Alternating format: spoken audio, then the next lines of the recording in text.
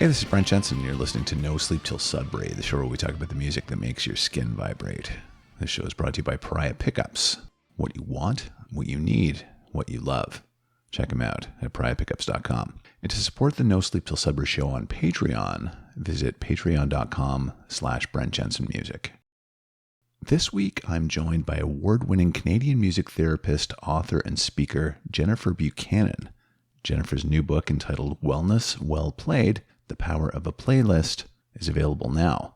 And it focuses on how music and thoughtfully curated playlists can improve mental health and wellness. And listeners will know that this is an idea that I've always supported, making Jennifer my ideal guest. Here she is. Jennifer Buchanan, welcome to the show. Thanks so much for taking the time. I appreciate it. Thanks so much for having me. So, Jennifer, we were saying before the show, in a lot of ways, you're going to be a very special guest for me here on No Sleep Till Sudbury, because I 1000% believe in what you're doing. So it's true. My whole platform is predicated on music's ability to elicit emotional response, what we can learn from music and how music connects us. So this sentiment's always been really important to me, and obviously it's important to you too. Absolutely. When do you feel you've had a connection to music? When did it start for you? Oh gosh, when I was a kid. So Yeah. you've got a song on your playlist that, and this is funny because this was one of the precursors to, I was a big Bay City Rollers fan when I was in grade 2, I think. And so right after that, your first song, we'll get to that in a second, your first song was one that I listened to non-stop, and I wanted to be this guy when I was 11 years old. Yeah, totally. I know. So that's so great. Oh yeah, at super young age. What about you? I the same. Mine started, I grew up in a home that was quiet, which doesn't equate to what I do now for a living. But the house we didn't have music playing all the time. I hear some of my friends and getting together, there wasn't the big party with all the music going on. Mm-hmm. And so when I entered public school and had the opportunity to sing in choirs, where we even were able to have guests come during assembly, Mm-hmm. and you'd have all this music and that sort of thing. Yeah. And I was so immediately drawn to every sense it gave me throughout my entire body. Yeah. Mm-hmm. Yeah, I remember, I think the very, very first song, probably, I was about 6 or 7, and I heard Roberta Flack, Killing Me Softly. If you remember Stop that. it. Yeah, for real. Oh, yeah. Oh, that's so good. Okay, my first concert, Vancouver Orpheum Theatre. Oh. And it was Nana Muscuri. Oh, wow. I think I was 7 or 8 years old. Yeah. And again, hearing live music, right? Yeah. Oh, man, so incredible. Oh, I know. Unbelievable. So you've done some work with the Awesome Music Project. Yes. So have I. And I wanted to tell you the story because you're going to like this. You're going to appreciate it. 2020, the summer of 2020, because COVID had come on, and we were trying to raise some money for the Bob Cajun long-term care facilities there because they were being hit particularly. Do you know the story? Oh, I know that piece. Keep going, though. This is so good. So this is the coolest thing. And the reason why I'm telling you this is because I witnessed firsthand the medicinal aspects of music. The Spoons had just been on No Sleep Till Sudbury, and I was talking to Gord about, COVID and how challenging it was to play in different places and get out there and maintain relevancy. And he told me that they played on a rooftop. And he said, you have to be creative if you want to stay out there. And, we did this rooftop gig. And so I was talking to the guys at AMP, and I said, I think we can get the Spoons because, they have this kind of idea about being creative. And so the idea was to float a band down the Trent Severn Waterway and play for the long-term care facilities. Because, the logistics of COVID obviously made it very tricky to play right in front of people. So I pitched it to Gordon. He loved it. He was like, oh yeah, for sure, we'll definitely do that. So we put the Spoons on 2 houseboats and floated them down the waterway. And they played, those old emotions and romantic traffic and all the hits. And, the very first place that they played, all the residents got out of their chairs. They were on the beach. They got up out of their chairs. They joined hands and they started dancing to Romantic Traffic. Right. And it was this extremely powerful moment. And I talked to Gordon and Sandy after, and they said, you know what? In all the decades that we've been playing together, that was one of the most moving things that we'd ever seen.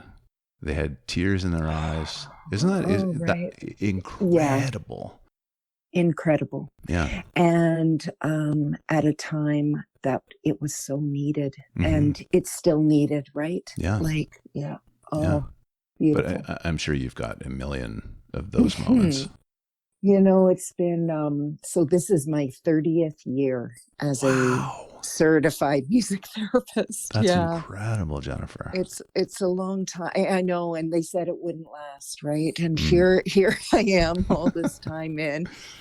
And, you know, my youngest client has been an infant, and my eldest, I think, has been about 104 and a half. Wow. Yeah, you see just this unlocking, you know, or meeting someone where they're at during really difficult times. And you see exactly what you're just saying. You see the tear in the eye, and you see the standing up and just spontaneously dancing, and, you know, being able to create relationship with the people. We're able to establish relationship week after week, sometimes years after years, seeing them I haven't looked back. I haven't had one regret about going into this profession, for sure. Incredible. Now, your new book, Wellness Well Played, The Power of a Playlist, talks about the importance of music, obviously, but how playlists are curated and how, you know, in essence, they can improve mental health and wellness. So what are some of the things that you think about when you create these playlists? Well, you know, where this all started, so the concept of the playlist has been something that I've used a lot as a music therapist. Just like a physiotherapist, you go for your session and then they give you stretches that you're supposed to practice in between. Well, a music therapist functions very similar. We will go in, we will have sessions, you know, a set number of sessions with someone for specific goals. But often, you know, I was being asked, okay, so what can I do before I see you next? And the playlist came into that clinical experience, but it really started to happen for me at the beginning of the pandemic. Okay. As I was watching on social media how people started singing from their balconies in Italy. Do you remember that? Yeah, I do. Yeah. And I went, they're singing the songs that they know the best, that everyone can join in and sing along all throughout the streets. And I was also noticing my clients, but also my friends, also my family, were all gravitating to this music from our past that gave us some level of grounding at a time where everything was feeling shaky, that we didn't understand what was going on. And I needed it too. So where the book came from was putting together all the intentional ways we can curate our playlist. Sure, we can go to streaming services and we can, you know, grab a funk jazz genre stream, or we could perhaps go and choose a certain feeling that is there. And that's terrific. I'm glad people are doing that too. But the book came about, let's look at our own life soundtrack. Let's curate playlists in a variety of different ways, finding the ones that are going to work the best for us in our own personal well-being. So great. And so powerful too.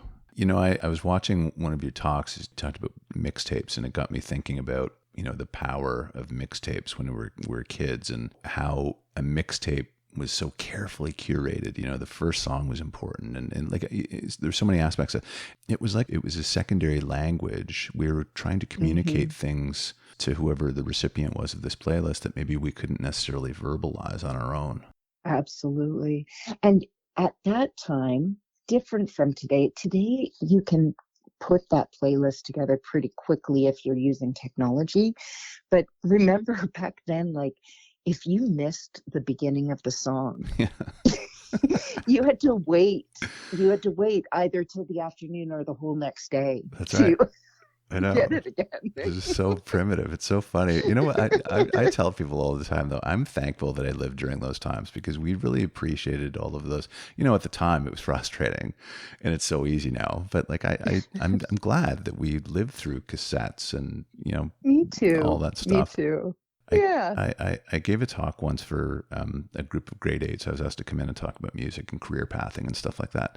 And I brought a tape with me, a cassette, and I pulled it out. And the looks on these kids' faces were like, you know, they're just astounded. They'd never seen a cassette before. And the one kid says, he goes, "Where does the music come out of?" Right? Like, it's amazing. It's amazing. Yeah. I know. It's just, yeah, it's amazing. It's so great. Yeah. So now, speaking of playlists, you've got your 5 songs here, and I want to get into these because these are great. So these are the songs that make your skin vibrate. So the very first one is by Shaun Cassidy. He was who I was talking about earlier. And I wanted to be both Shaun Cassidy and David Cassidy when I was 11 years old. And I listened to this song like incessantly. It's Da Do Run Run. I know. I went to school on Halloween and had my costume already, and I fell off of the the bars that used to hang from bars. The monkey bar. I went right across those, fell, broke my leg. Had to get on Halloween. Had to get one of those, the plaster casts of the time, which are about 3 inches thick around your leg. And everybody signed it. I remember that. And making it so difficult to enjoy Halloween. It was the first year I was going to be allowed out without parental involvement, you know, going with a group of friends. Yeah. And there was only one thing that could ever have fixed that day. And it was my mom coming home from work with my very first album. And it was that album. And that's why that song, Shaun Cassidy, oh my goodness. Like, even now, I'm like Facebook friends with Shaun Cassidy. He doesn't know me, but I totally know him. And I follow him everywhere he goes. So he has remained. Yeah. That's so great. I know, but we hang on to those things, you know, those memories are so, like, you know, the music is emblematic of your youth. You know, I think about this song, and I used to listen to this song on like one of those little record players that you could fold up and it had a handle on it, and you could, you know, it was like a little briefcase. And I played this song on that thing, like, you know, day in and day out. It's funny. Totally. I forgot about those, but yeah, totally. Great pick. Oh, wow. You brought me back with that one. Your next pick is Whitney Houston and Greatest Love of All.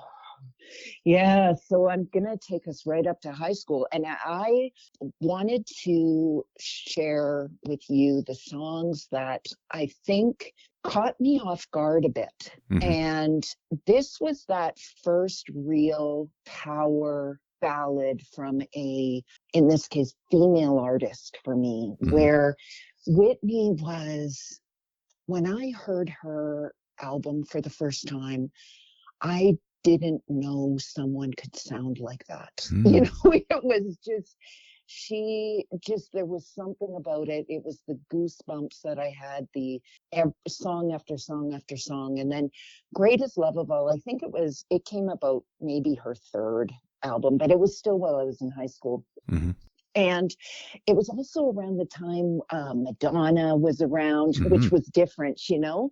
And I loved her too. I loved all of them. It was just terrific. But this was special, and I wanted to write her down today particularly because I miss her. Yeah. Good. I legitimately miss her. Yeah. Yeah. It's a tragic story. Right. Yeah. And I missed her like even before she died, because she really did leave my auditory experiences, and I find, again, she was one of the people I went back to early days of the pandemic as one of the people that were just so influential in my life. And she would never have known me, but gosh, did I feel like I knew her. Yeah. Isn't that an incredible thing though, when an artist can cut through in that way? Right. Yeah. Mm-hmm. Just an incredible voice, and by all accounts, a great person too. You know, Right. fragile, but just, Yeah. tragic story again, I say. But yeah, wonderful, wonderful talent. Mm-hmm. Mm-hmm. Another wonderful talent is next. Canadian, Alanis Morissette, and All I Really Yeah. Want. Uh-huh. Okay. So this one has a bit of a precursor, and I Okay. can't remember the name of the song, so maybe you'll remember, but okay, MTV.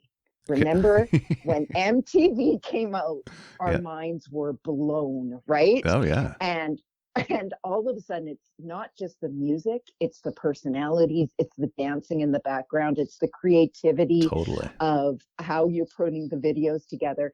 And if I was going to spend a weekend doing anything, it was watching MTV. Me Like too. it was Same. so great. And when I first saw this person called Alanis, Mm-hmm. it was pop. It was like Britney Spears Yes. style pop music. Yep. And I can't even think of what it was what the songs were at the time, but it was great for what it was. And then all of a sudden she changed. That's right. And I can remember thinking, what happened? Mm. What happened? And she made me pay attention, Yeah. because she reflected what was happening to all of us. Something was happening to all of us where we were changing too, and we were seeing the world through a different lens. And she made me go, oh yeah, I want to see through that lens too. Yeah. Wow. Wow. Mm-hmm. Well said. She was definitely in the vein of like a Debbie Gibson and a Tiffany, and I think she took a little bit of flack for that. She was a pop star, and the song, her big single was called "Too Hot." Do you remember? Oh, And she was yeah, like a yeah. little kind of Britney Spears type dancer before Britney Spears was on the scene. Totally. And yeah, like that record actually did really well. It went platinum. I think another album came out after that, didn't do so well, and then MCA dropped her, and then she came out with Jagged Little Pill. And I, like you, Jennifer, I was like, whoa, what happened to this little girl? Right? Yeah. Yeah. But she made you listen, right? She did. She really did. And it was especially the first single from this was what was it called? It was there was explicit lyrics. Do you remember the leadoff single for this album? All I Really Want, I think, was the second single. Yeah, I think it was too. It was the one that really got me. Oh my goodness, we're going to have to put up the entire album after this. Sure.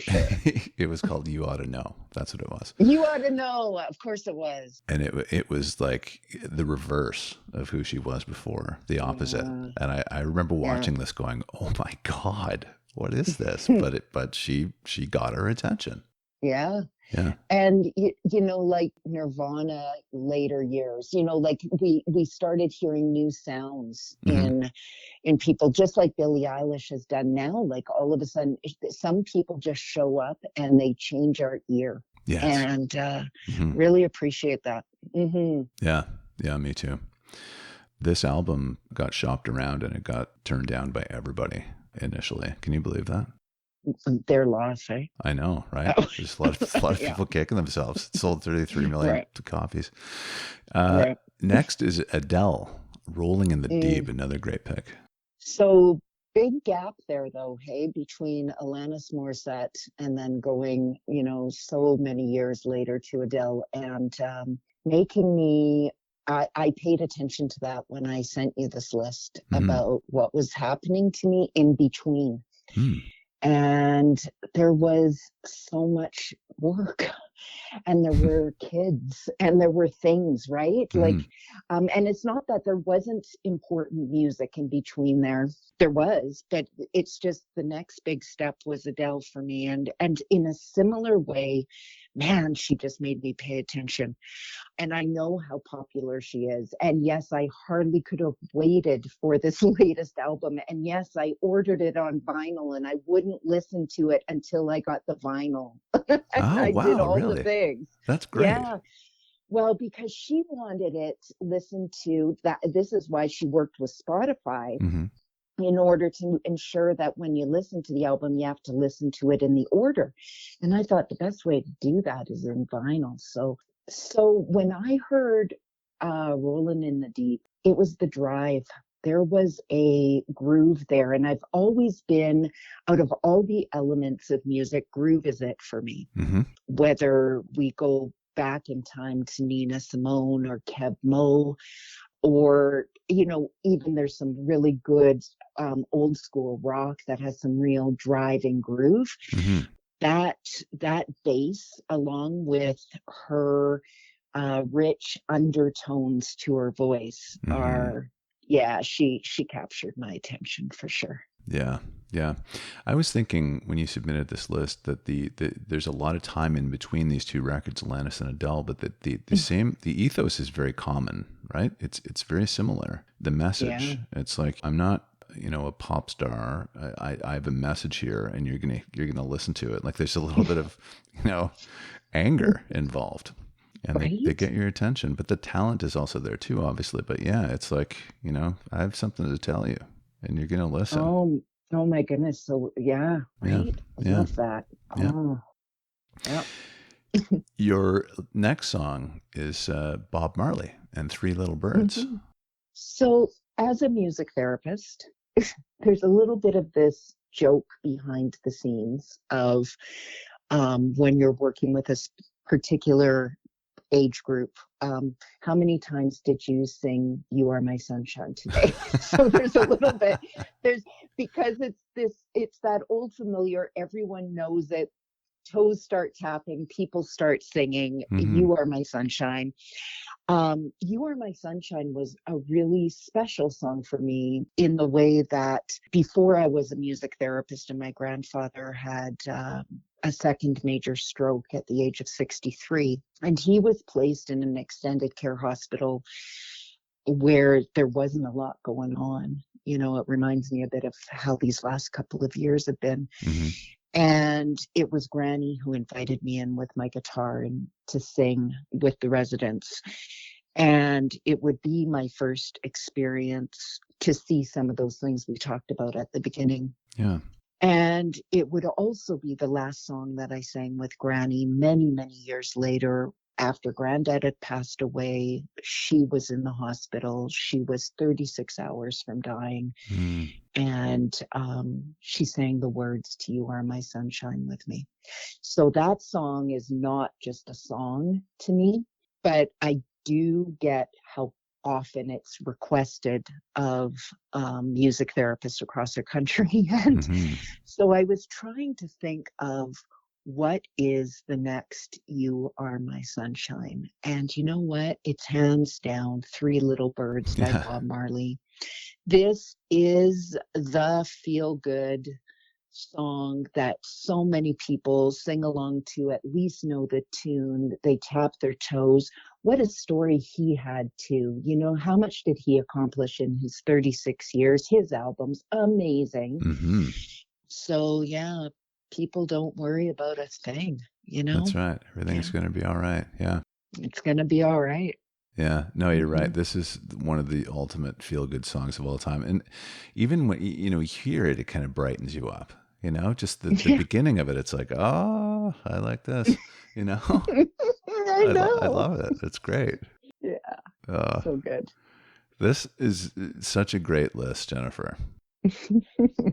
Yeah, no, you've brightened my day with this too. You know, like I said, when Shaun Cassidy, I'd forgotten all about him, so that was nice. And and now you can follow him on Facebook if you'd like. Right. He's doing great. I might. Jennifer, thank you so much for this chat. I really, truly enjoyed this. This is a lot of fun. Oh, me too. And I'm just wishing you so much success always with, bringing people back to their music. What a wonderful way to bring the meaning into moments. So thanks for that. Oh, it really is. No, there's no question. You are definitely welcome back anytime. I know that you have more than 5 songs, so anytime you'd like to come back. The book is Wellness Well Played, The Power of a Playlist. I will certainly be reading it. It's available now. So listeners, get out and get your copy. Jennifer Buchanan, thank you so much again for taking the time to be on the show. I really appreciate it. Take good care. You too. All right, this has been No Sleep Till Sudbury with Brent Jensen and my very special guest, Jennifer Buchanan. Till next time, folks, take good care. Brent Jensen is the best-selling author of No Sleep Till Sudbury, Leftover People, and All My Favorite People Are Broken. All titles available in stores and on Amazon worldwide.